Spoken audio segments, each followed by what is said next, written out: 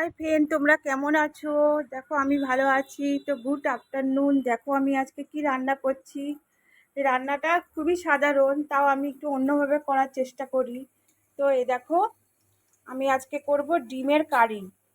তো এই দেখো, ডিমগুলো ভেজে রেখেছি, আলুগুলো ভেজে রেখেছি। আর মশলার মধ্যে আছে এখানে হলো জিরা আছে, আদা আছে, রসুন, পেঁয়াজ, কাঁচা লঙ্কা আর ধনেপাতা পেস্ট করে রেখেছি। এরপর আমি এই কড়ার মধ্যে সব মশলাগুলো দিয়ে দেব।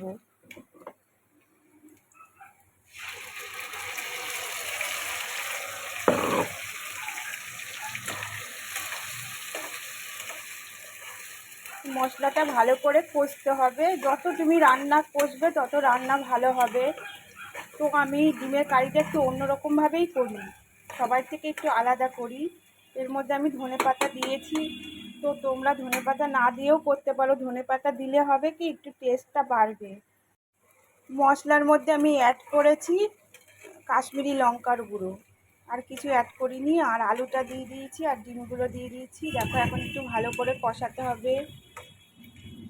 তো ফ্রেন্ড, বাড়িতে তোমরা এরমভাবে করে খেয়েও ভালো লাগবে। তো একঘেয়ে ডিমের ঝোল ভালো লাগে না, একটু অন্য রকম করে করলে জিনিসটা আরও ভালো হয়।